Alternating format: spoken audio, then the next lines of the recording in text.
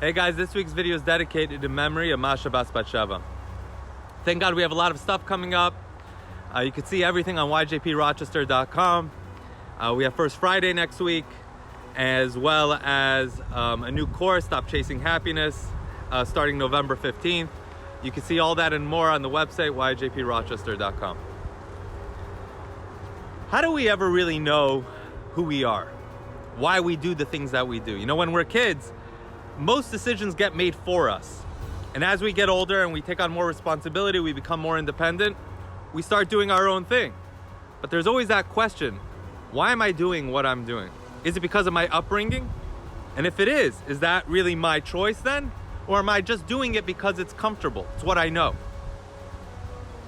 If you rebel and you go against your upbringing, are you doing it because that feels right to you? Or is it because you just want to be a contrarian? It's a lifelong journey trying to figure out who we are, why we do the things that we do. And in this week's Torah portion, it really gives us that message. Parshat Lecha, we meet Abraham and Sarah, the first Jews.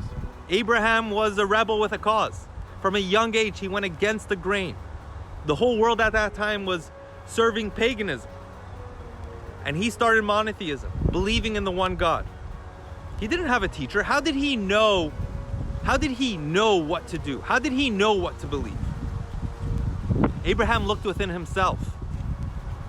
He saw it within his soul. God told Abraham, Lecha, go out. That's how we translate it. Go, leave, Lecha.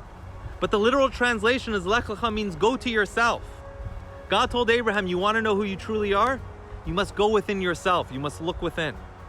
How do we do that? How do we find ourselves? So God tells him, you must leave Artzacha, your land, Ume'eladecha, and your birthplace, Mibeis Avicha, from your father's home. What are these places? Not just physical locations. Artzacha, your land, is you must step back from the influences of the world and society. Stop worrying so much what the world expects of you. What do you want from yourself? That's what we have to worry about. From our birthplace, these are the more direct influences in our life. Where we went to school, who our friends are, our relationships. We have to step back and say, am I doing what I'm doing because that's what my friends are doing? Am I doing what I'm doing because that's what I know? Or is this what I really want? And from our father's home, this is our upbringing. We may have had the most amazing upbringing, but we have to choose it for ourselves. We're not robots. Judaism is not just about practice. It's about living. We must take ownership of our own decisions. And therefore, even the most amazing upbringing, we have to make it our own. We have to choose that that's what we want for ourselves. Not just because that's what we know and that's what we were taught and that's what we're comfortable with, but because that's what we truly want.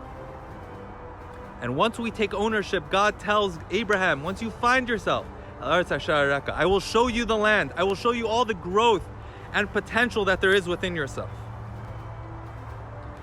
Being a Jew in this world, Abraham shows us, is not easy. Sometimes you have to be a contrarian.